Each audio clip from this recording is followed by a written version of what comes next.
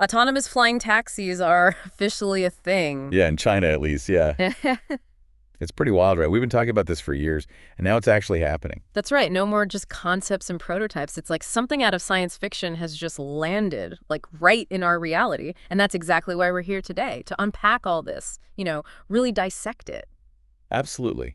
I mean, it's one thing to see a flashy video of a drone-like thing taking off, but there's so much more to it, right? There's the technology, of course. Right. But also, how did this even get approved? What are the rules? The regulation. Yeah, exactly. And then, of course, like, what does this even mean for cities? Like, are we all going to be zipping around in the sky next year? What industries are going to be, disrupted or changed by this? Great questions. And we've got like a ton of material to dig through. Technical specs, regulatory stuff, industry analysis, timelines, global comparisons. It's like a mountain of information. Yeah, it's dense. So our mission really is to extract the most important bits, the insights, so that you guys listening can really understand what's going on without, getting completely lost in the weeds. Yeah, we're aiming for clarity here. Right. So let's start with the star of the show, shall we? Yeah. The EHang EH216 DAS. That's the specific model of flying taxi that China just gave the thumbs up to. It's all electric, 2 passengers, and get this, it flies itself, no pilot. And the company behind it is EHang, based in Guangzhou. So let's start with the basics. What are we actually talking about when we say autonomous flying taxi? Yeah, it's a good place to start. I think the easiest way to visualize it is to imagine a drone. Okay. But way bigger, right? Scaled up. With a cabin in the middle where people can sit comfortably. So it's not delivering packages, it's delivering people. People. All right, so help me paint a picture here. What's the EH216 DAS physically look like? How's it designed? So it has this really unique look. 8 arms. 8 arms, okay. And each arm has 2 rotors, so one above the other. That means there's 16 rotors total. Yeah. They're all around this central pod where the passengers sit. And that pod is made of carbon fiber, light but super strong.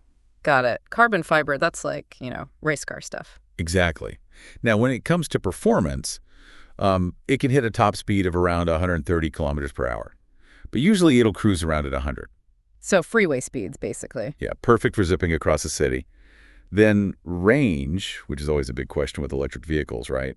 On a full charge, it can fly about 35 kilometers, which translates to roughly 21 minutes of flight time. And recharging those batteries takes about 2 hours. Okay, 21 minutes. So that's not cross-country flights. No, definitely more for shorter trips. Shorter trips around a city. Got it. Okay, Right. So it carries 2 people, has decent speed, and can handle shorter flights. Now, the really cool part is that it's autonomous. No pilot. So break it down for me. How does this thing actually fly itself? Right, so there's no steering wheel or anything like that in there. No pilot seat? Nope, nothing. It's all about autonomous flight, pre-programmed routes, and constant monitoring from a ground command center. And that connection is through 5G, so super fast, reliable data. So as a passenger, you just put in your destination or you select from a list of routes on, like a touch screen, and off you go. The aircraft handles everything. Oh, and one more cool detail. You get into the cabin through gull-wing doors. Whoa, like a sports car. That's cool. Very futuristic, yeah. And it lands on skids, not wheels. So no need for a runway or anything. Skids, that's interesting. Okay, so no panic grabbing the wheel if there's turbulence. How does it navigate, avoid obstacles, all that?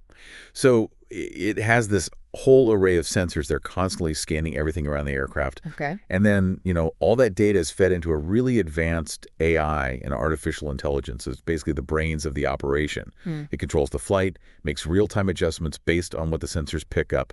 Things like wind, other aircraft, birds, buildings, all that.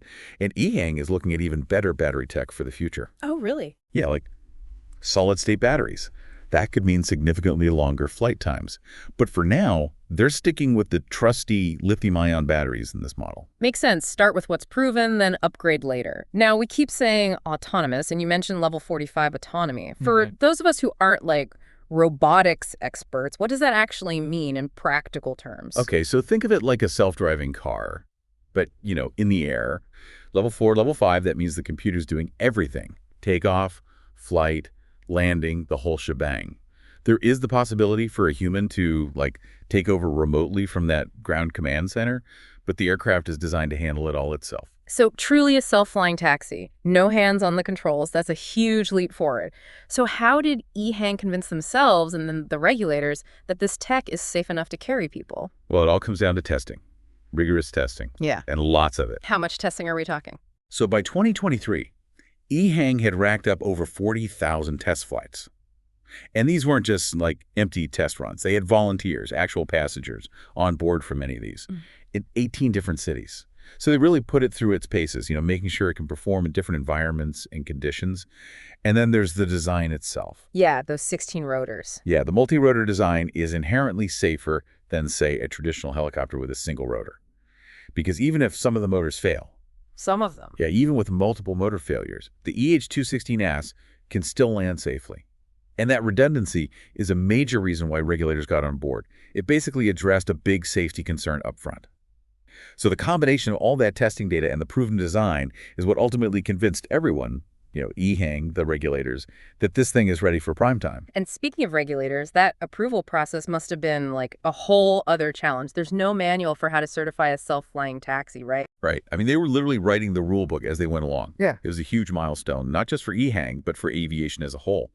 And leading this whole process was the CAAC. That's the Civil Aviation Administration of China. So China's version of the FAA. Yeah, exactly. And they had to create a completely new framework for evaluating and certifying these passenger-carrying unmanned aircraft. They basically started from scratch. Wow, from scratch. So what did that process actually look like? So back in 2022, they released what they called special conditions, specifically for the EH216IS. And these, spelled out all the airworthiness standards that EHang had to meet. It was super detailed, everything from how the aircraft performs in flight to its structural integrity, its propulsion system, the control systems, the data links, all of it. So it wasn't just a rubber stamp. They were really scrutinizing every aspect of the design. So they were making sure this thing was ready for people to actually ride in. Yeah, exactly. Safety first. And all that work led up to a really big day, October 13, 2023. That's when the CAAC formally awarded the EH216S its type certificate. The type certificate. Big moment. Huge. It was the first ever type certificate granted to an unmanned eVTOL air taxi anywhere in the world. Basically, it meant that the CAAC had officially declared that the fundamental design of this aircraft was safe and airworthy. And even more significantly, alongside that type certificate, they also approved the aircraft for pilotless operation. That was a huge deal. So they didn't just approve the machine, they approved the concept of it flying without a pilot. Precisely. They were saying, yes, this technology is advanced enough, it's safe enough to fly people without a human at the controls. That was groundbreaking. But, even with those approvals in place, there were still more hurdles to clear before you could actually buy a ticket and hop in one of these things. Right, because getting certified is one thing, but then actually being allowed to fly commercially with paying passengers is a whole other thing, right? Yeah, absolutely. There were still a few more crucial steps. So after the type certificate, EHang then secured the production certificate in April 2024. Production certificate. That meant they could start mass producing the aircraft, but only under, really strict, approved quality control standards. So every single EH216S that rolls off the production line gets its own airworthiness certificate. Got it. So the design's approved, the manufacturing process is approved. Yeah. Now what's next? Well, now you need permission to actually run a commercial operation.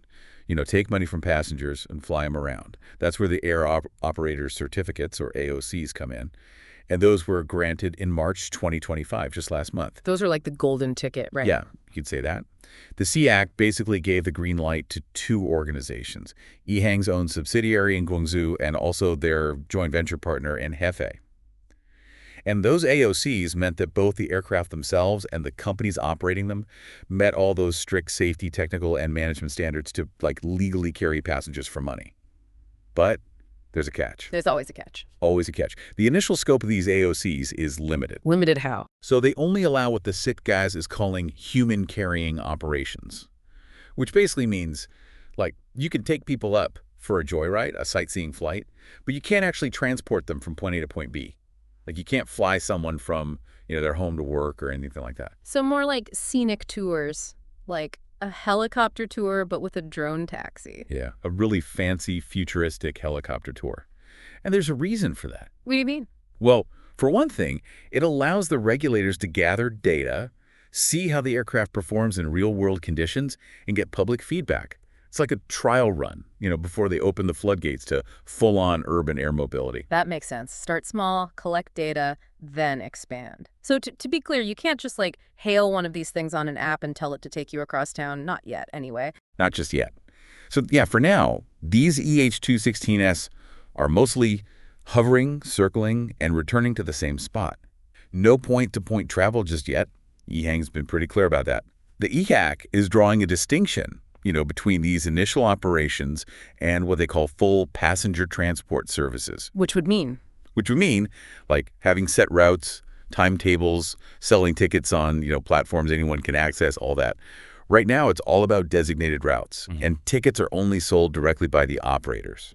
So it's very much a controlled environment for now, which, makes sense given how new and, frankly, kind of radical this technology is. But it seems like it's not just the CAAC that's involved, right? Oh, no, definitely not. The local governments have been really important partners in all this, specifically the cities of Guangzhou and Hefei. They've been working closely with EHang to build the necessary infrastructure. Infrastructure meaning? Like, those vertiports, those landing pads where these things take off and land.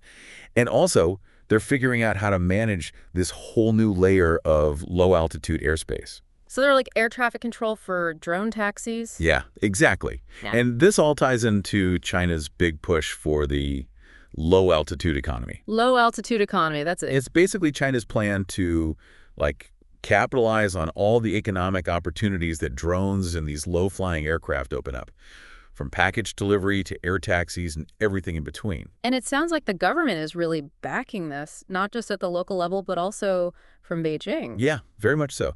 The central government has said that both piloted and autonomous air taxis are, key areas for future growth. And they're putting their money where their mouth is, investing in research, development, and making sure the regulations keep pace with the technology. It's interesting that China seems to be going all in on autonomy right from the get-go, skipping that whole piloted phase that a lot of other countries are talking about. Yeah, that's one of the things that really sets them apart, right? In a lot of other countries, the thinking is, okay, we'll start with piloted air taxis just to get people comfortable with the idea, and then maybe, down the line, we'll look at autonomous flights. But China's basically saying, look, we've done the testing, we're confident in the technology, let's just go straight to autonomous. So it seems like they're taking a more, I guess you could say, a bolder approach. Yeah, more confident, maybe, more future-oriented. They see autonomy as the key to making urban air mobility truly efficient and scalable. So to sum all this up, as of right now, early 2025, you can legally fly in a certified two-seater drone taxi in China, as long as you're okay with just doing a little sightseeing loop. Right. No airport runs just yet. And it's all thanks to the CAAC, who basically had to invent the rules from scratch to make this happen. Yeah, they've been the driving force behind this. Yeah. But it's also important to remember that this is just the beginning, right? The regulations are still being developed, and the long-term goal is definitely to move beyond these limited operations.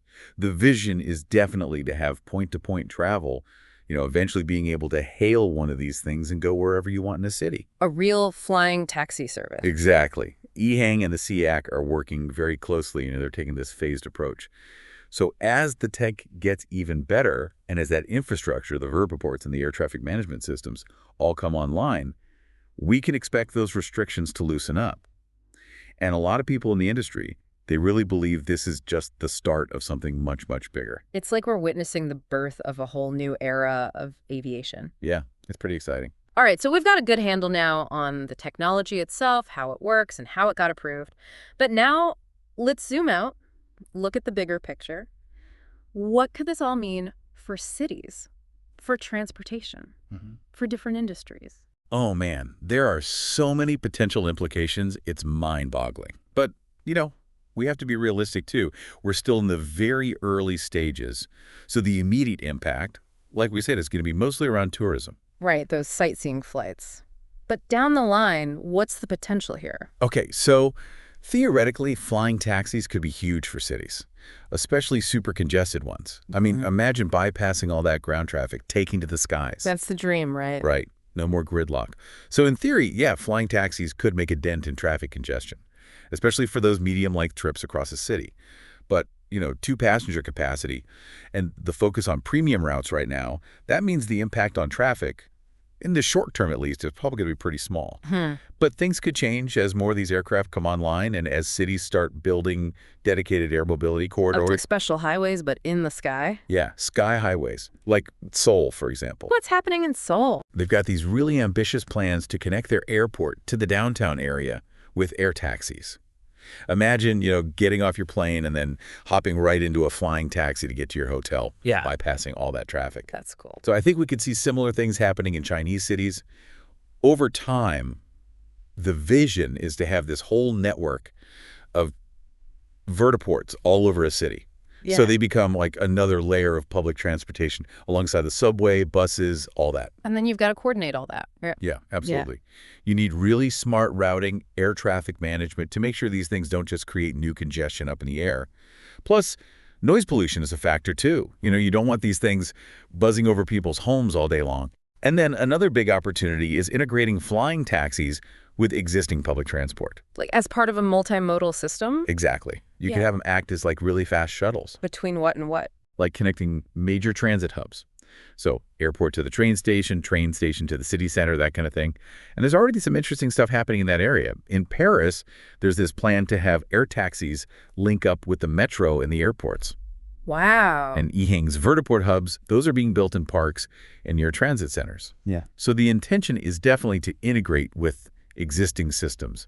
And maybe, down the line, you can even book a flying taxi through your cities, like, public transport app, or through a ride-hailing app. That would be seamless. Super convenient. Some of those ride-hailing apps in South Korea are already looking at this, partnering with eVTOL companies. But, for all this to really work, affordability is key. If flying taxis stay as like a super expensive luxury thing, then they're not really going to solve any transportation problems for most people. Right. It has to be something that everyone can eventually use, not just a toy for the rich. Now, let's shift gears a bit. What about the impact on the existing aviation industry? We've got airlines, helicopter companies, all that. Yeah, this is where things get really interesting. So flying taxis, they kind of blur the lines, right, between traditional aviation and like getting around a city. It's a whole new market segment. We're talking about urban air mobility, or UAM. UAM. And the big players like, Boeing, Airbus, and Embraer, they're not ignoring this. They're investing in UAM projects, partnering with these flying taxi startups. They see the potential, the disruption that's coming. And I think China getting this certification first, that could give them a real edge. In what way? Well, imagine Chinese companies expanding, offering their services to other cities, other countries. Exporting the technology, the know-how. Exactly. They become like the leaders in this whole new type of air travel. And it's not just the big guys, right? Domestic airlines in China, the ones flying regular planes, they might start using eVTOLs for shorter routes. And even helicopter tour companies, those could be disrupted. How so? I mean, if you can offer a quieter, potentially cheaper tour in a drone taxi, Compared to a noisy helicopter? yeah, which would you choose? And then longer term, even short regional flights, the ones on those little propeller planes, those could start feeling the heat if point-to-point air taxi travel takes off. And all this new activity in the skies is going to force regulators to adapt. How so? They're going to need to figure out how to manage low-altitude airspace, certify new types of operators, because remember, you're not dealing with pilots anymore. You're dealing with like fleet managers and remote monitoring experts. It's a whole new ballgame. So a lot of challenges, but also a lot of opportunities for those who are agile and can adapt. Exactly. And then, of course, you've got the automotive industry and the tech world. They're also super interested in all this. Because it's all about mobility. Yeah. And for them, flying taxis are this, like intersection of cars and aerospace. It's like a flying car, basically. In a way, yeah. You've got companies like XPeng, Geely. They're all working on flying car concepts. Yeah. And now that EHang has that approval, that could, like, kick things into overdrive. More competition, more investment, just like we saw with electric vehicles. Right. And I think down the line, we might even see traditional car companies offering, like, aerial vehicles as part of their lineup. So instead of buying a new SUV, you could buy a flying car. Maybe. And maybe those car companies, they start offering mobility as a service, right? Yeah. So you could subscribe to a package that includes both ground transportation and air taxis. Yeah. And this whole flying car thing, it fits really well with what China's doing with its low altitude economy. That broader strategic push. Exactly. They're tying it into AI development, 6G. It's all part of this vision of like a super high-tech future. So the big takeaway here is that these flying taxis, they could really change how we get around cities. Maybe not next year, but over time. Starting with those niche applications, the tourism, but eventually maybe becoming a more integral part of the urban transport mix. And potentially impacting a lot of industries along the way. Absolutely. From aerospace to automotive and everything in between, we might even start seeing vertiports popping up all over cities. Like charging stations, but for flying taxis. Yeah, exactly. Yeah. It's a lot to wrap your head around. It is. Okay, let's get specific about how this rollout is going to happen. So they have the approvals now, but what does the timeline look like? When can people actually expect to see these things flying around regularly? Well, it's definitely going to be a phased approach, building upon all those regulatory hurdles we've been talking about. Right. And we can actually look back and see the first phase, from roughly 2016 to 2022, that was all about R&D. Research and development. Yeah. Companies like EHang, they were building prototypes, tested them like crazy. I remember seeing some of those early prototypes, the EHang 184. Yeah, that was one of the first. And then they came up with the two-seater 216. And all that testing was crucial, right? You have to prove that the concept works. And then a big step was the CAAC defining those special conditions for eVTOL certification in 2022. The rule book. Yeah, the rule book. Yeah. And alongside that, there were a lot of public demos. Yeah. EHang was flying its prototypes in Guangzhou and other cities, even in other countries. They were showcasing the technology, getting people used to the idea, and gathering data. So that was the first phase, laying the groundwork. What were the key milestones after that? So then came late 2023, which was a really big year. On October 13, they got the type certificate for the EH216S. The big one. Yep, the first ever for a passenger-carrying eVTOL. And remember, at the same time, they also got approval to operate without a pilot. That was huge. So design approved, pilotless flight approved, and what happened next? Well, then EHang started scaling up production, getting ready for the actual commercial launch. And that led to April 2024 when they got the production certificate, which meant, mass production could begin under those strict quality control standards. And alongside that, they were working with local governments to build vertiports, set up those command centers, all the logistics of actually running this kind of service. And by late 2024, they were even doing test flights with paying passengers. Wow. So they were already getting people in the air even before the official launch. Yeah, very controlled tests, but yeah, actual paying passengers. And one really cool thing they did was that test flight in November 2024 with the solid-state battery prototype. Oh, yeah, I remember reading about that. So they're constantly pushing the tech forward. But the big moment, the official launch, that was in March 2025. Just a few weeks ago. Yeah, very recently. Yeah. On March 30, the CAAC granted those first 2 AOCs. And EHang, they were super excited. They called it the launch of China's human-carrying flight era. Catchy. Right. And right away, EHang and their partner in Hefei, they announced they were starting services immediately. No time wasted. Nope. And the first cities were Guangzhou and Hefei, which makes sense. Those were the pilot cities. Yeah. And as of last month, April 2025, people can actually buy tickets and take a ride in these things. Awesome. What kind of rides can you take? So right now, it's all about sightseeing. You can fly over the Pearl River in Guangzhou, take a loop around some of Hefei's parks, short flights, 5 to 10 minutes. And all these flights are taking off and landing from dedicated vertiports, like that one at Guangzhou's Shugang Port or the one in Hefei's Luogang Central Park. And this is the big deal, right? Huge. Because it makes China the first country in the world where you can actually buy a ticket and take a ride in a self-flying taxi. It's happening. It's real. So that's where we are now. Early stages, limited rides, but still a massive milestone. What's next? Where do things go from here? So the next phase is all about expanding. More routes, more locations, and this is where EHang is working closely with the CAAC to gradually, loosen those restrictions. To get to those point-to-point trips eventually. Exactly. So throughout 2025 and 2026, you can expect more cities in China to come online, offering those initial sightseeing tours. We're already hearing about Shenzhen, Zhuhai, Taiwan. And EHang's also working with partners in other cities to help them set up their own operations, get those AOCs. So they're spreading the model. Yeah, building the ecosystem. But for this phase, it's still mostly about tourism and controlled experiments. Gathering data, fine-tuning things, getting the public comfortable. So they're building trust, proving that the tech is safe and reliable. Exactly. But the long-term vision, the real game changer, that's further out, like 2027 to 2030. That's when we get to the real flying taxi service. Yeah, on demand, urban air mobility. You hail one, it takes you wherever you want. But EHang keeps saying gradually as operational conditions allow, which means, the technology has to keep improving. Regulations need to adapt. And the biggest piece of that is the air traffic management system. Right. We talked about those sky highways. Yeah, those are essential. Without them, it's just going to be chaos up there. Dangerous chaos. Exactly. And those systems take time to develop, to implement, to test. But EHang's leadership, they're optimistic. They think that true on-demand flying taxi services, they could be up and running within about 3 years of the 2025 launch, so around 2028. Okay. And then maybe by 2030, air taxis are just like a normal part of city life in China.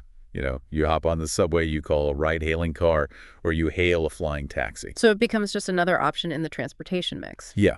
And this prediction, it aligns with what some of the analysts are saying, too. Like Huron, they're predicting huge growth for China's low-altitude economy by the 2030s. So it's not just EHang saying this, it's a wider trend. And what about beyond China? Are we going to see this happening in other countries soon? Oh, yeah, definitely. There's this global race going on, Everyone wants to be the leader in flying taxis. Who are the other big players? So you've got companies like Joby Aviation, Archer Aviation, Whisk Aero. Those are some of the big names in the U.S. But their problem is regulation. The FAA, they're moving a lot slower than the CAAC. Why is that? Well, it's partly a cultural thing, partly a bureaucratic thing. Okay. The U.S. is very cautious when it comes to new aviation technology. So they're probably going to start with piloted services, even though those U.S. companies are developing autonomous tech. They want to prove it's safe first. Yeah. So the initial hope was to launch U.S. services in 2025, but now it's looking more like 2028. There's this FAA roadmap called Innovate 28 that's aiming for that. And some of those U.S. companies, they're getting frustrated with the delays. I bet. So they're actually looking at launching their services in other countries first. Like where? The UAE, Dubai, they're very open to this kind of thing. They've already been doing demos, and they want to have a commercial service up and running by 2026. And Dubai has some advantages, strong government support, and their airspace is smaller and easier to manage. Yeah, that makes sense. And what about Europe? Europe's interesting. They got some really innovative companies like Volocopter, Lilium, Airbus is doing their City Airbus project. They're all working closely with EASA, that's the European Union Aviation Safety Agency. And they're close to getting certifications. Volocopter's Velocity is probably the furthest along. But Europe is all about safety. Right. So their standards are really high. That's why things are taking a bit longer.